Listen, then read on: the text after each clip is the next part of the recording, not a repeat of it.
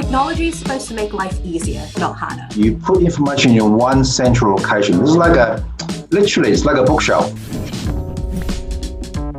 Maybe starting with you, Johnny, on your role at StellarLibrary, and then we'll go from there. Oh, thanks, Ryan. Kia ora, tēnā koe. So just want to say thank you for your opportunity for me to engage with you. Is a privilege to talk to you about our company today. And my role is the CEO and a co-founder of Stellar, which is many, many moons ago. So, but I'm still here, so test of time. Excellent. Thanks for joining us, Johnny. I appreciate your time as well. Next on my list, counterclockwise, is Dee. Hi everyone. So my name is Dee, or Dipti, Dee for short. I am the head of sales here at Stellar New Zealand, and I've been with the company for this year, so a short amount of time, but we've had a lot of adventures together already. And so I head the sales team, a team of 8 currently, and pretty much look after daily operations for the team up here in Auckland. Awesome. So I'm really looking forward to asking you some questions around some of the success stories around StellarLibrary and what you've done for boards and sharing their papers and so on. But before we get on to some of those, Mike, welcome. Well, thank you very much, Ryan. Kia ora, everyone. I would call myself the marketing manager. I look after communications, the graphic front, storytelling, explaining the products and services where they need explanation, and adding value where I can. Excellent. So we've got marketing on the line, we've got sales, and then we've got strategy in the form of the CEO. And Johnny, that's probably a good place to start with you. With StellarLibrary, from my notes here, I've got that you do board and enterprise solutions for businesses. And that's both for visibility of your papers and also the security, because some of that information in board papers is quite either market sensitive or strategically sensitive. Where did the idea come up for StellarLibrary, and what's your current role within the company? So the idea started this is probably about 10 years ago now. It was through one late night session with my friend who's still colleagues of mine, Brett, who's one of the co-founder. And we thought, well, we can solve the world with this. And at that time, it was really difficult to manage and make sure all the sensitive information are being managed and distributed. I think iPad is coming through.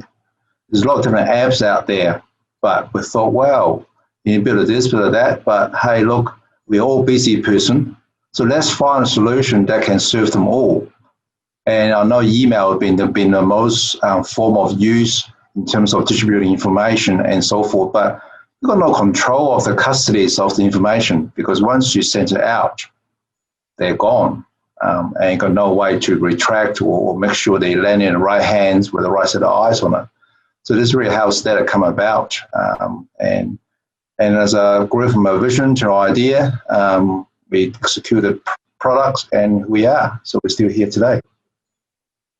So with that initial idea then to, the recognition that we all use email to be able to share documents, but email by its very nature is quite an open platform. So although I might share a document with you, you might decide to then forward that on, and I don't get any indication of what you've done with that document. I'm trusting both you and I'm trusting email. Does StellarLibrary put some kind of some reporting or some visibility around what gets sent and how it gets received? Is that right? Yeah, so the concept is not about how it's sent. It's about you put information in one central location. This is it's like a bookshelf. With the bells and whistles around it, almost you can say this is a castle information, and it's got a moat around it. And you get invitation into the secret place of the secret information. And then the person who sent you the invite, you have to have the right credential to come and have a look, to look at the information. But the first port of call, is those information that's not automatically allow the end user to share if they like, because end of the day, the information belongs to the publisher, to the one who put it up there, and therefore they can dictate or control how the end user will use those piece of data they're receiving. So that's where we stand up. We by default, all information comes through is sensitive, confidential. So it by means that they're not allowed to share them unless the permission being granted by the person who put it up there. That makes sense. So it's really around the digital rights management and who you decide can see that data rather than shifting it from A to B. Dipti, let's now move across to you from the sales side. What have you seen in terms of the customer success? How are StellarLibrary customers using this set of features? So it's been really interesting since I've come through, because I've had a tech background. So I've come into another SaaS company, which is amazing. I'm just going to say that New Zealand's software as a service companies are doing so great. Just to put it out there, it's awesome. It's great to see. So it's very invigorating for the younger generation to know that this is an up and coming industry, or is the industry to get into. Our customers, it's been how do I put this? Thinking of a way to articulate it. Our customers see the whole package, right? So when we tell someone about Stellar, they look at us and they think, oh, we're a business that looks after board and governance, which is true. We do that. That's our bread and butter. But what we also do is we control the access of information. So we've got customers that have iwis, for example, that have never used a digital form or a digital device before. So we've got koros that are 70 plus years old that say, oh, but I don't know how to use an iPad.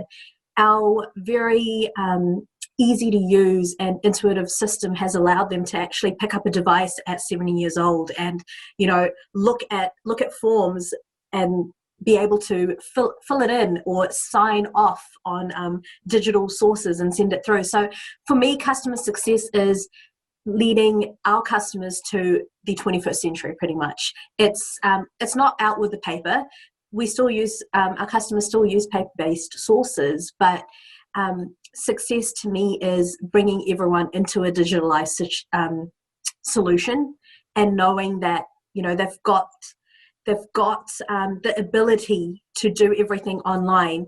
And it kind of falls back into our principles of making the world a better place. And that's what Kiwis do. We're clean, we're green, we're trying to make everything digitalized, we're trying to ensure that we're not leaving behind a world that's using up all the trees to make paper. So a digital solution for us at the moment is have everything in a central place, have different generations using the same platform in the same company. So I've had a lot of different success stories from customers where they've had, someone that's completely been paper-based moved into a digital solution, and people that were using digital solutions in many different forms, centralizing it into Stellar. So yeah, it's been a very it's been a mind-opening and a very interesting industry to be in right now, because it's a revolution, I believe, going forward. So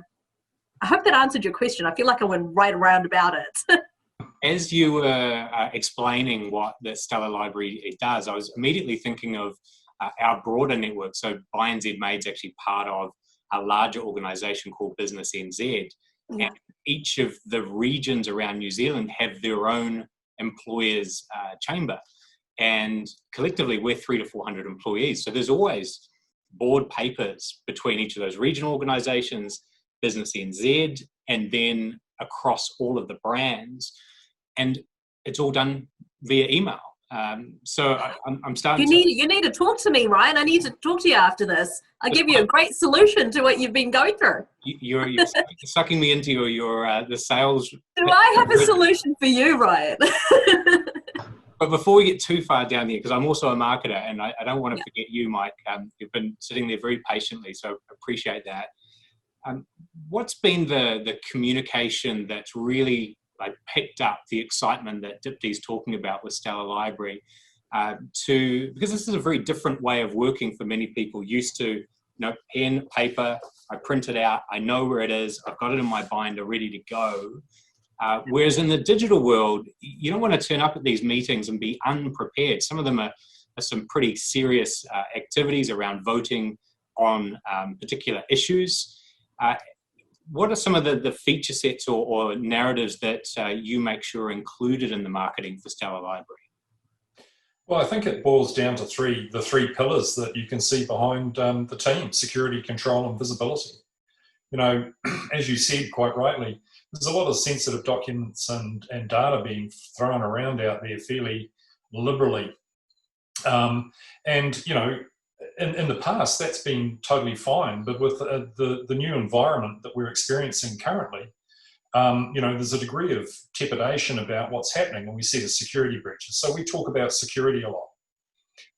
And with that comes chain of custody.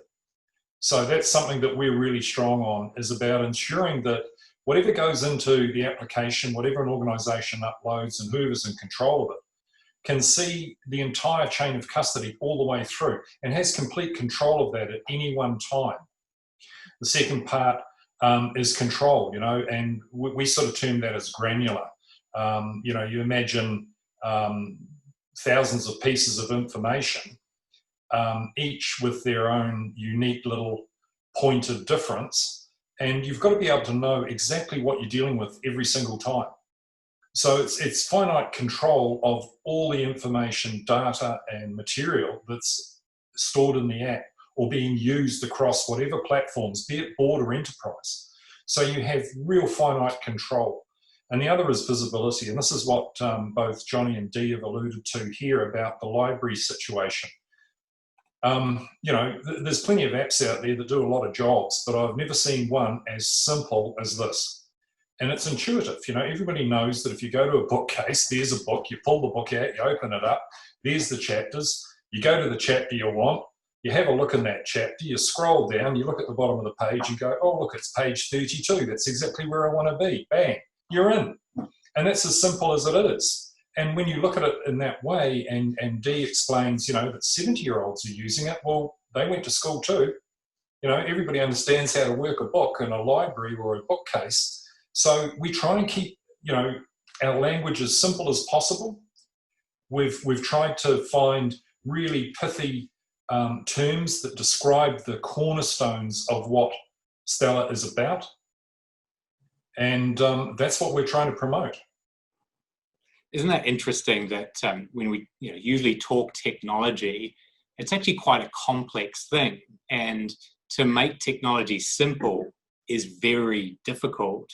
I guess this is a question for all of you, is who actually codes the software, and how do you make sure that it goes down a line where you can be confident that the 71-year-old or the 17-year-old could access it and be just as confident as working with pen and paper? So I'll probably get an answer to that. We have a very clear expectation of philosophy of development. It's based on 3 words. The first one is simplicity, need to be simple. More complex become more issues of getting things wrong. Second thing is about robustness. Nobody want to pick up a piece of software they couldn't work out how it goes, and then a couple of buttons later you say, oh, it's broken. No one like that. And this third thing is about speed of delivery. We want to be very responsive. So all the developers here understood, before they put their fingers to the keyboard, those are 3 mantras that need to back of their thinking. Is that, is it simple enough? Can my grandfather use this without a user guide? Is it fast? Is it robustness? So those are 3 mantra that dictates how development goes. I can even say this morning we had a robust discussion with my IT team. They come from different corner, and I say at the end of the day, mate, if I can't even figure out how to use it, there's no hope out there. I'm the head of IT company. So guys, I know you're a genius in making your programming, but on the other end, It's very, very simple. And because one of the key things about technology is that the adoption of technology, if it's complicated, if it's time consuming, it will become two things for the end user. They don't see the value of it because they're wasting their time. Second thing is they don't enjoy using it. They're thinking, oh, each time I come to this, I have to do this and do this and do that. I can't remember how to do this anymore. What's the point of engaging it? So we'll build on those technology acceptance model that ease of use, intrusive, robust, and fast. Then, hey, come and play. There's a perfect things for people to use. And that's why we have so many customers around the world and saying, this is great.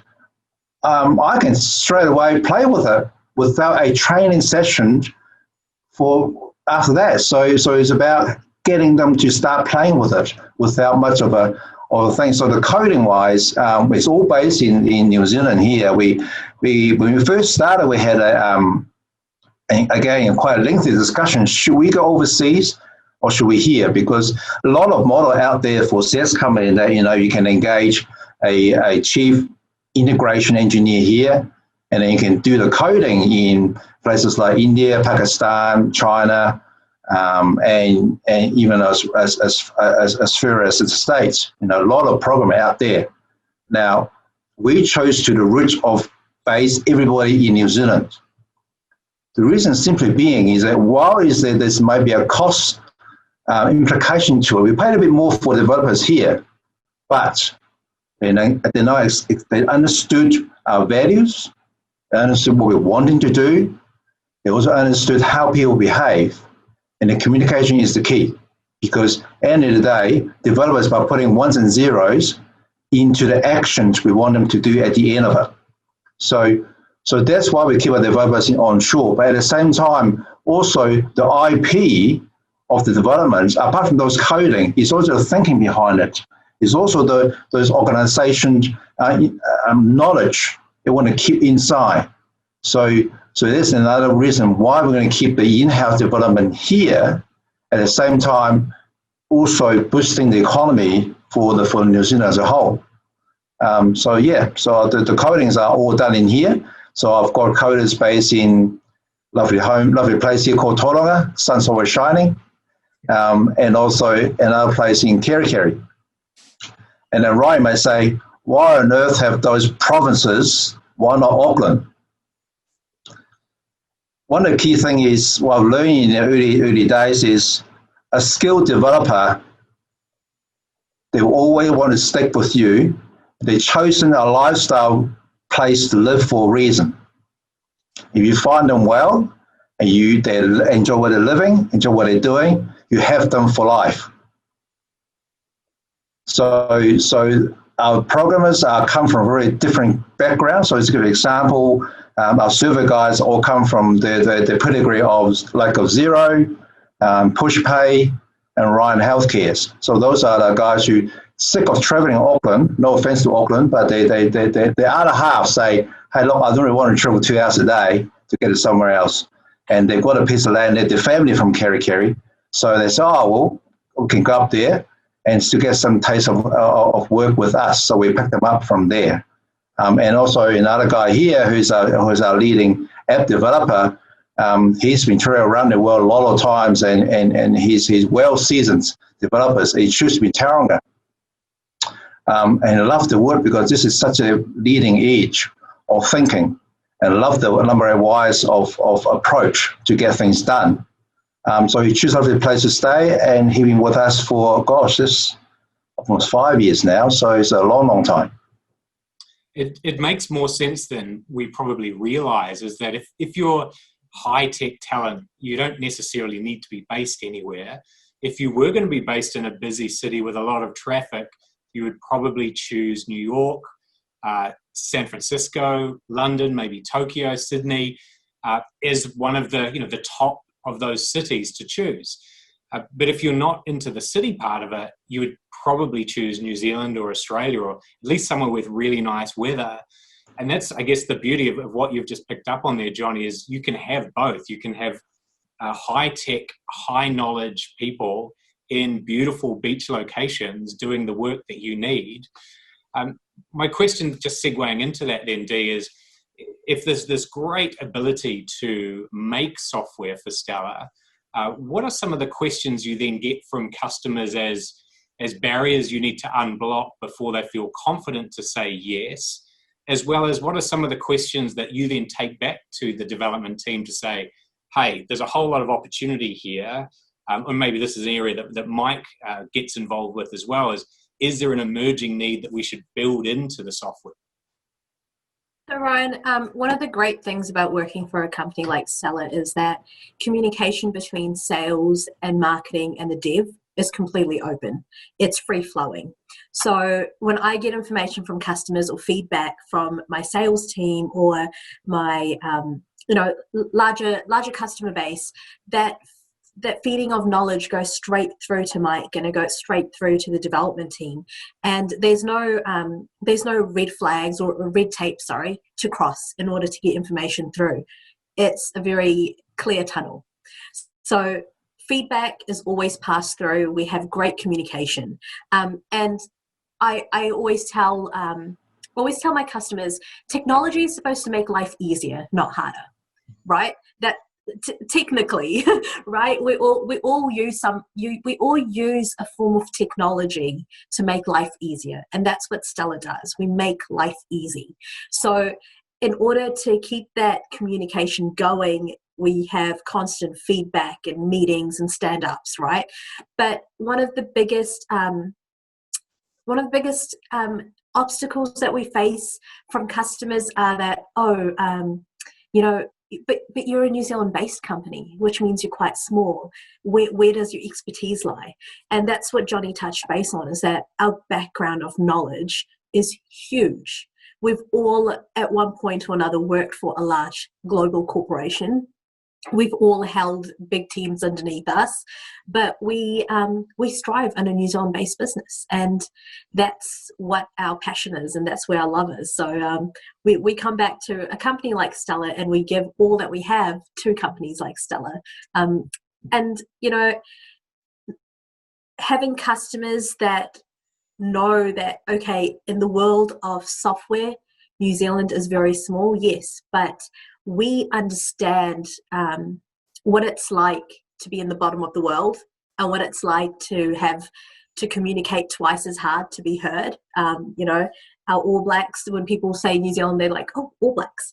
But we have to do our haka loud and proud and very strong in order to be heard, and just like that, we are loud, we're very proud, and we have a lot of mana in this company, and we push that forward, and the customers ultimately see that. They see the pride that we bring. They see that we're not here just to say hi and play along. We're a great competition, and it's not a competition if you don't have the best, and we're there. We are one of the best in our industry, and so it's just staying humble, but letting customers know that they're in this journey with us, they're growing with us, and be part of it. So I think one of the biggest obstacles that we have is changing perception of that. Hey, yeah, we are a small New Zealand-based company, we are local. Johnny's in Tauranga, I'm in Auckland, but we're making big waves across the world. So I think we're there, we're nearly there, and getting that nice big old official New Zealand made stamp doesn't hurt either, and we've got it nice and loud and proud on our signage as well, so that definitely helps put us there in our industry category. Mike, anything to add to what Dipti summed up brilliantly there on the company, on the go-to-market, and the importance of playing hard as a New Zealand software company, because obviously just how much intellectual property and strength you can draw on when you've been operating for 10 years. That's a huge amount of time in software. That's, at least in my view, that's 40 normal years of a company because of the speed software works at. How do you get that message across internationally? At the moment, post-COVID or during COVID, it's much more difficult to travel. We can't all get on planes. How are you getting that message across that Dipti's talking about? Well, I think there's three questions in there, if I may. The first one is, as as a digital company, as a software company that purports to be able to shift stuff around from A to B with the minimum of hassle, it seems logical that we operate in different time zones and different places and different locations. There is no barrier any longer in the sense of having to be in the same building discussing the same thing at the same time. And that's really what Stellar stands for, is that universal connection that we can all have basically at the touch of a button or pulling a book off a bookshelf. It's going to be that, it is that easy. I think when you talk about how do we communicate this to the world, well, we're entering a new era of humanity, I believe. This is a personal opinion, not a professional one, so feel free to edit it. But really what's happening is that we're sitting apart from each other, yet we're right next door, and here's living proof of it right now. And what's happening out there is that people are becoming more confident and more comfortable operating inside a digital arena. Mm. The secret of this is to build humanity into what we talk about, because we can talk about product, we can talk about features and benefits, we can bang that drum for as long as we like. But I think the real benefit here, and the thing that cuts through the clutter, is the attitude that Stellar has about its people, about its customers, and about how it works with them as a collective. This isn't a company that sits there and blindly develops solutions. It listens to its customers, it responds to needs, it sees opportunities. And Stellar Manage is a perfect example of that opportunity. It's been on the books for a while, it's been growing, and now we're really starting to shape up a very, very powerful tool for enterprise. They don't realize how powerful yet, but by the time we're finished, it'll be the app that everybody will have on their phone or their tablet, and everybody will be using it with absolute confidence. And that's really where we're trying to go in this world today. Hey, just a quick interruption. Thanks for watching a Kiwi Original. If you're liking this episode, then hit the notification button, and that means you'll see when every new episode gets released. We've done 40 already. We've got another 50 lined up. Right, now back to the episode. Excellent. Now, Johnny, something I wanted to ask you about was I think I recall we had a brief phone discussion during the first lockdown, and you had some questions around, was New Zealand made as a logo? Was that something that Stellar should be putting on your software? What's been obviously now you're an official license holder, what has been some of the feedback internally from your team, and then maybe across to you, Dipti and Mike, for the external customer facing side of things? I think COVID is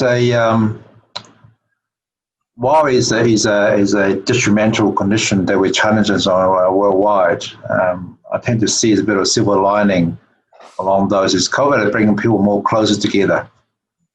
Due to the lockdown, I didn't spend more time with my kids because they can't go anywhere. Stuck with me. So, one of my 12-year-olds say, "Dad, I really start looking at your face." I say, "Oh wow, there's vice versa, buddy." So a bit of a joke going on in our household, but the key thing what COVID did is bring people together a lot more. And with New Zealand made, I think you get a sense of togetherness, and particularly in terms of the company. Our company is a very, very, we call it a bit of United Nation going on there.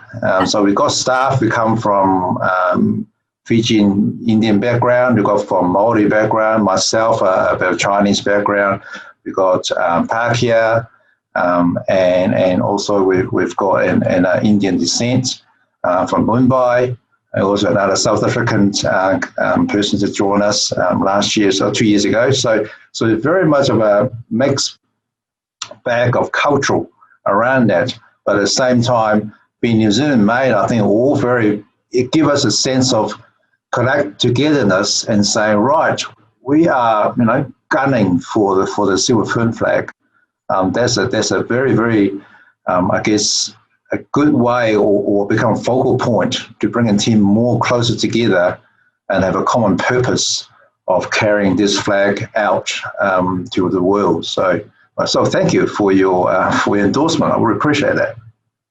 You're welcome. Thank you for what you're making in New Zealand. It's because of organisations like yours that have and make the choice to code in New Zealand that we can have these vibrant regions and vibrant weightless exports. And I think for any young person who is kind of gutted that they can't go on their OE, my recommendation, the next best thing is to join an organisation that has multiple languages, multiple cultures, because you can get some of that OE experience through the people you work with. And you know, if I was top talent at that age, I'd be looking at a company like Stellar.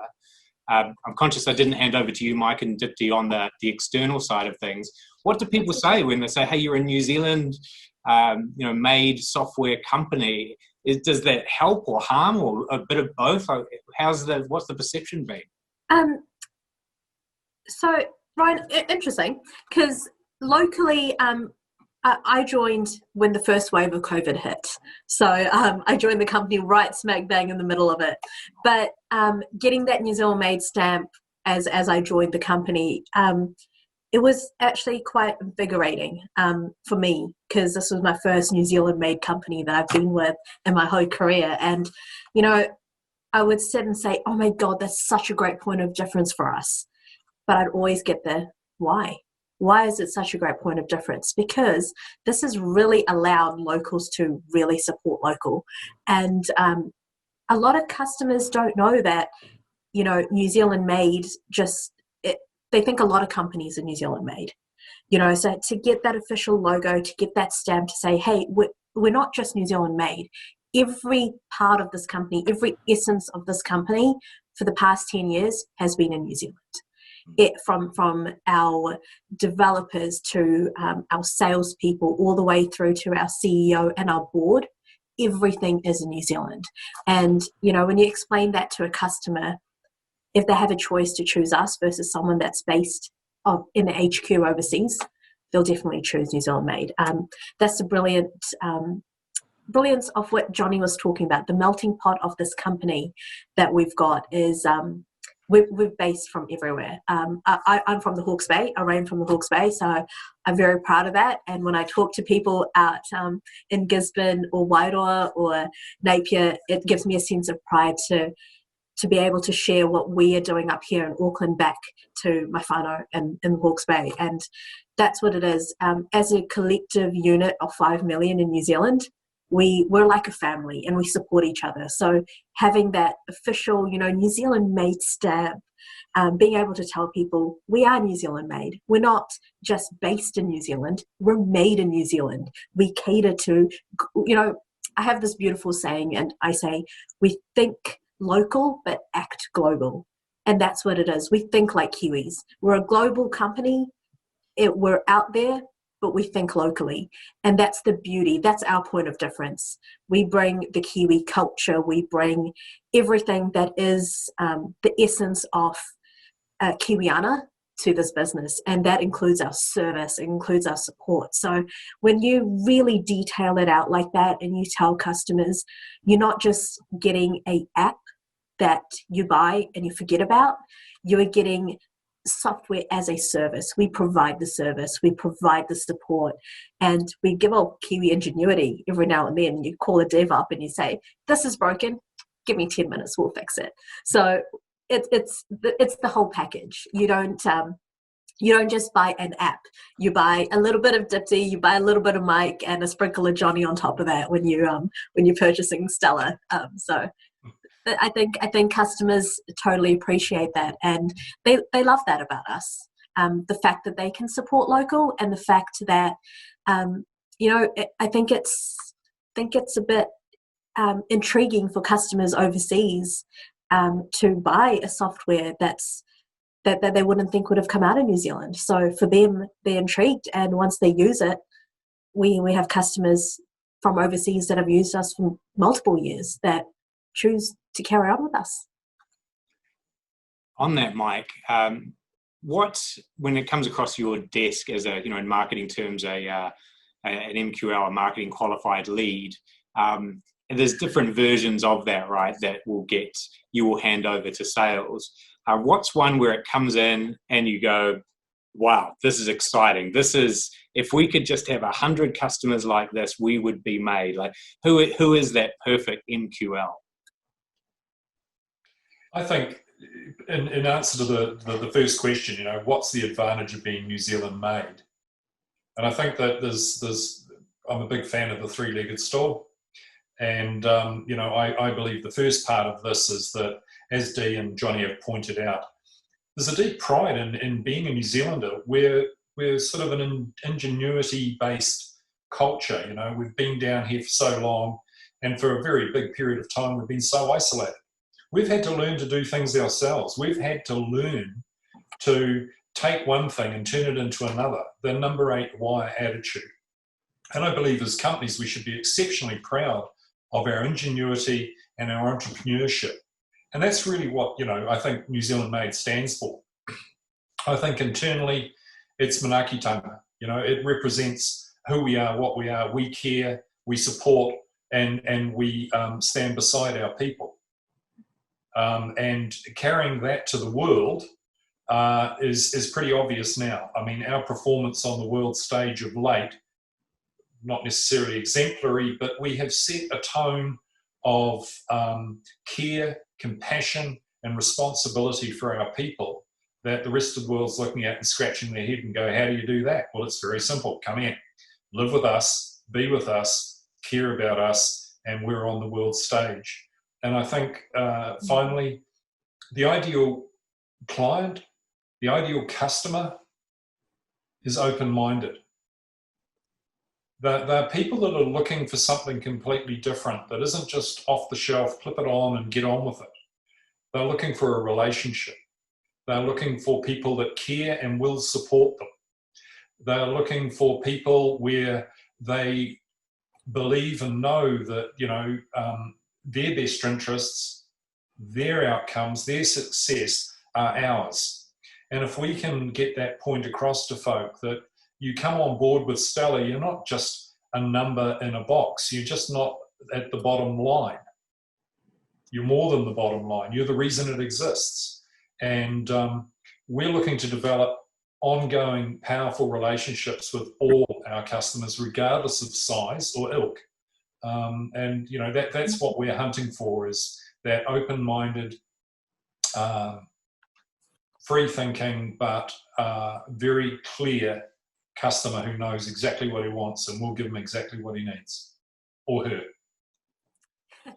What I'm getting as I'm listening to all of you is this: it's a real sense of belonging and being part of a community and doing things that are in the common good of the people that you support. It's not necessarily about strictly revenue or numbers, although those things are important.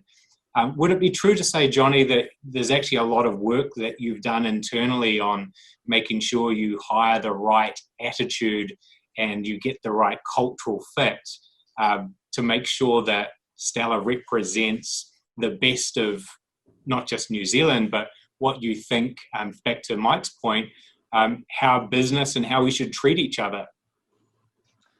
Yeah, absolutely. So Dipti is one of our latest additions, and in fact took us a long time to find it, because we have, if I think about it, we've got 100 applicants to come through head of sales, and then we sit in there and say, no, doesn't fit, no, doesn't fit. So we are a value-based organisation, and often the value we stand for is a very simple acronym that I always use to staff, called SMILE. You always smile at somebody. And what they stand for essentially is, S stand for stewardship, looking after people's things. M stand for maturity, so we don't act like children, so we're going to be practical and get on with things. And I stand for innovation. It's about understanding where the opportunities are and join those dots for people who couldn't join them. And L is important, leadership. Everybody in the organization is a leader to their own right, fulfilling the roles. And lastly, E stands for engagement. So that little acronym called SMILE is very easy to remember, but also very signifying that on the for company things is we call them. I also call them the triple bottom line that we're looking at here. As you said before, numbers and profit are important because those are like oxygen to our lungs that we need to survive. But at the same time, people and product also very important, and they can't go in the wrong order. So the orders always have to go for people, then the product, and the profit will come afterwards. I would say profit will always be the byproduct. If you get your process and culture right and your product development right, then profit will come. Because at the end of the day, one of my directors always says, if you build the best mousetrap in the world and nobody wants, you're still getting a zero. So without people supporting you, you've got no business going. So therefore, people and products are always very important. When often sees as a mantra in the company, often using this try and test it Māori proverb called he tangata, he tangata, he tangata. It's the people that counts. Now, when you say people, it's not internal. It also belongs to your key stakeholder who's supporting you, and also on the other side, the customer who's supporting you. Now, at the same time, you need to think about, well, how can we contribute back to the community, not for the sake of marketing activities. You know, people often say, oh, I'm going to sponsor this, sponsor that, thinking, oh, we could get names out there. And it's very crude. But behind those, you need to think, well, how can I add value back to the community that supported us to today? And as a result, you know, we often said to the not-for-profit, for instance, hey, look, if you can't afford to pay for it, if you need the software, use it on the house. Because I'd rather you save someone's time and effort and get a streamline going than constantly scratching your head thinking, how can I improve this? Because, you know, not-for-profit sector is the most sector that come with all sorts of challenge, and also resources are not that great. So one of the things I always say to them, hey, look, pay what you can. However, if you can't pay for it, let's find a way to, in return, we can work something together. Because at the same time, if you give something free away, zero is still a zero. There's no value to it.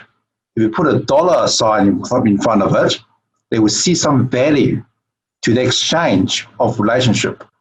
So I think that we work hard for the last 10 years. Is something fine-tuning, you know, the manakitanga, the proverbs and the entrepreneurship. It's all about building into the cultural expectations. So you don't think about it. It becomes second nature.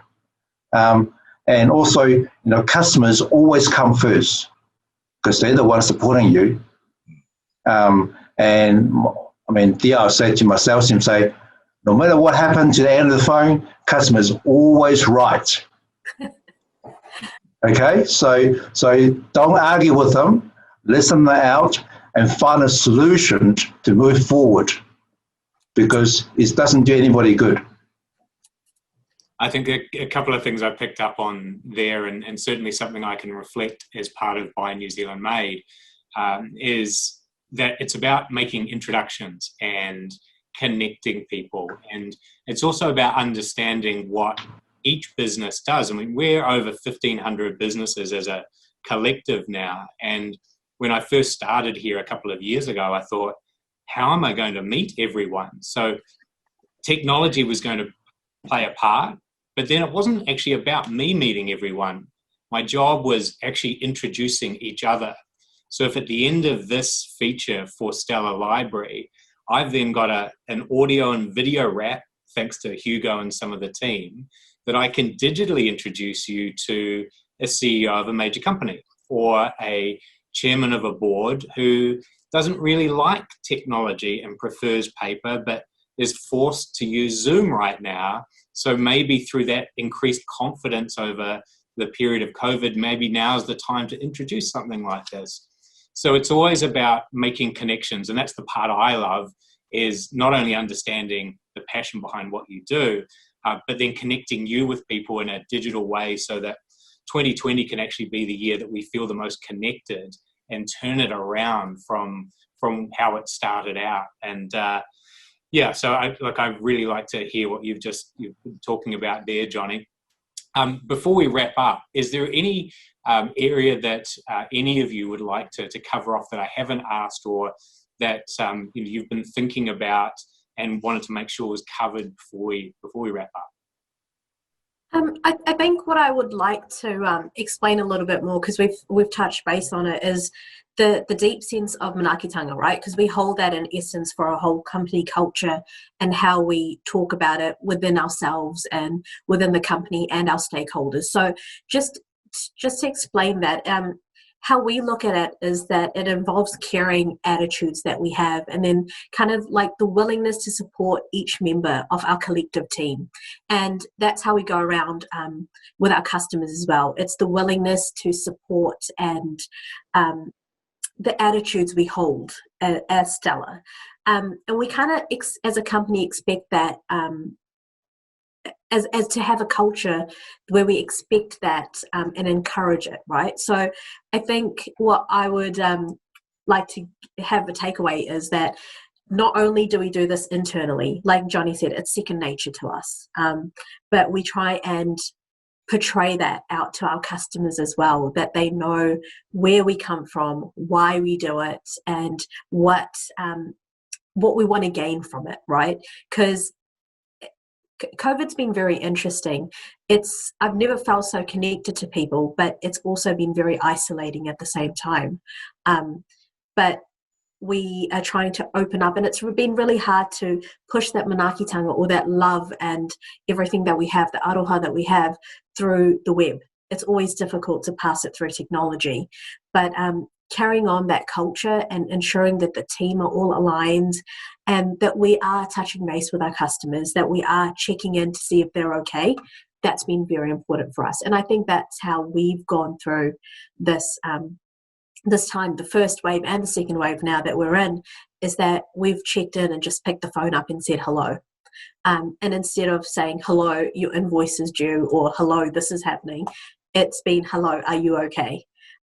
Because I think that is in essence who we are. Check up on each other first and make sure we're all okay. And, you know, we've talked about this business being 10 years old, sorry. It's been a long time that we've had this business, like you said, in the IT sector, but it's, from what I have come into, it's been the first chunk of it, it's been a hard chunk of setting foundations. So Johnny has spent the better part of the 10 years setting foundations for a company. Our commercial team is less than 3 years old. We've only just commercialized, you know, in full force in terms of sales. I mean, he's just hired a head of sales after 10 years. So it's been a lot of foundations. And I think what companies lack these days are the foundations. That's why they fall so easily and they break so easily, is that Johnny has spent that time, he spent the effort, not only building the company, but building the right people to work in the company and together with the company. So Stellar is formed on such solid foundations where every level or every layer that we build, like getting the New Zealand made stamp, it just enhances it that much more. And to think that, okay, yes, we have been alive for 10 years as a company, but it's only been in the past few years that we've been vocally out there, that we've been talking about our products. And for a long time since Johnny started, it was a board focused software. We talked about governance, we talked about boards. You know, Stellar is now looking into an enterprise-wide solution. We are offering products all, you know, that stem from the top part of the company all the way to the bottom. And that's the beauty of it. We are allowing for software distribution with security, control, and visibility, just as we have in the board environment, but we're now offering them in an enterprise-wide solution. And, you know, being able to offer a new product base in the midst of what is a global crisis at the moment, to me, is outstanding. So we've launched a new product. We've been able to keep our culture going. We've actually done better in terms of sales in the past, 6 months than, Johnny, correct me if I'm wrong, than we've ever done in the company. So to me, we're a success story. Yes, the world around might be in crisis, but it's having those solid foundations that Johnny and his team have built so carefully and so studiously that we're now in a place where we can be called a success story, and it's very enlightening to be able to do so. That's what I wanted to add, to make sure that we covered the fact that we might be in a bad place, quotation marks, or the new norm, as we want to call it. But Stellar has done nothing but been stellar.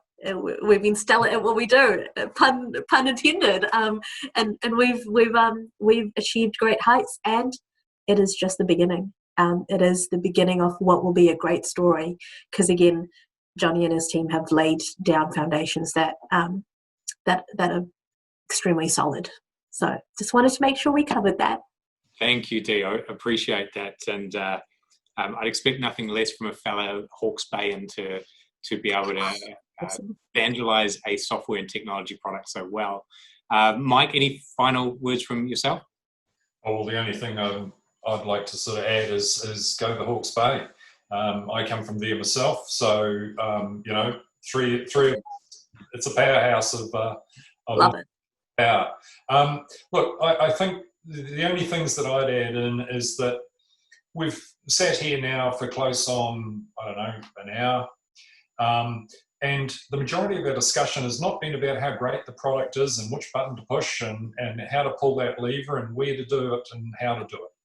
What we've spoken about is the epitome of what a company should be, and that is a caring, responsible and compassionate member of society and of business.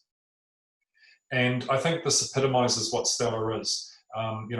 Quite rightly, Johnny has spent a lot of time and effort and blood, sweat and tears to get us to where we are today.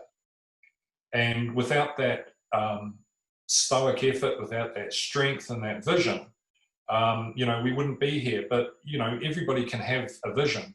But how you get there is testament as to the nature and culture and attitude of a company, because anybody can build a box. But if you can't build a box with passion, nobody's going to buy with passion. And that's what I think steps up massively for Stellar. And I think the other thing too is that as a company that's started out very small and then grown, and especially inside the environment that we're experiencing today, we stand head and shoulders, because it's not so much about selling the product, it's about connecting people. It's about creating the sense of confidence and security in an ever-increasing world where security and I suppose peace and tranquility is looking like it's fast disappearing. And as a company, standing for those ideals, but then providing a product that allows business and individuals to confidently go about their day-to-day mahi is rewarding. And I think that we're all very proud of what we've been able to accomplish. And as Dee said, we're on the world stage and we plan to stay here for a very long time. So line up, the product's ready to go. Yep. Well, I certainly came on with an assumption we'd be talking a lot of technology and a little bit of marketing, and I've been pleasantly surprised to hear about the people side of it and a lot more on the heart side of it, which is great, knowing that you're a global software business that is hailing from New Zealand. It gives me a lot of pride to know that you're putting that Kiwi trademark out there with those types of values to back it up. Before I finish up, Johnny, any final words from yourself? I just want to say thank you for the opportunity for us to showcase Stellar. One thing I must mention for those who out there are thinking of starting a software company and so forth, often when we start out, we always focus on the code, focus on what is the cheapest way we can get some code out, what is the most economical way to build the company and so forth. That might be true at the time, but I think we miss our own backyard, that we have got a lot of talent, a lot of skillful engineers, homebrew in New Zealand here, and the quality of their skill set is outstanding and is world standards. There's no second to none about it. You don't need to engage someone from Silicon Valley to do some coding for you, just because you've got a massive population over there. We've got a lot of skilled engineers who've been there, done that, come back home, and they know exactly what's happening around the world in terms of coding. At the same time, the other piece of secret sauce, I call it, to make us New Zealand software company a success, not just a coder, but it's the glue that glue things together, which is your expectation, which is your cultural, which is your outlook of life. That is a secret sauce, make us stand away above top and shoulders to everyone else, because we know what we're here for, and we're here to do a job properly. And we also using the same principle analogy when we approach any customer in the world, because at the end of the day, when a customer's always wanting is solve the issues, deliver it quickly on a very efficient pricing. I mean, that's the secret sauce of getting customers through. Now, if you meet all that, doesn't matter where are you in the world, it always give you a thumbs up with a smile. So that's our secret sauce here is that, our teams are knowing, we know exactly what we're doing. We constantly look inwards and also outwardly how we expand our services to enable our customers to have a better life. IT is an enabler, not a disabler. So that would be my final word. Well, thank you very much, Johnny. And it's great to hear all of your perspectives, not just on Stellar, but on the New Zealand made aspect of it and the importance of what you're doing globally, particularly at a time where more of us than ever are reliant on technology, whether we want to be or not. And I'm sure for many of you, like it is for me, who have been banging the drum for technology for 20 years, it's kind of a breath of fresh air to finally see almost compulsion within technology. But I'm glad to hear that you're doing it from a people-centric place, that this is about doing good things and making sure those ripples of positivity spread. So I appreciate all of your time today. Thank you, Johnny. Thank you, Dipti. And thank you, Mike. Appreciate your time and look forward to sharing your story with the rest of the New Zealand Made fans and business audience. Thank you, Ryan. Thank you. Thanks for your time. This has been a Kiwi original brought to you by the New Zealand Made team. Thanks for watching. The New Zealand Made trademark is used by over 1,200 businesses in New Zealand. The New Zealand Made team licenses that trademark. Check if you're eligible at bynz.org.nz. If you feel that someone should see this, share it with them now. Otherwise, subscribe to youtube.com/bynzmade, and we'll see you on the next episode.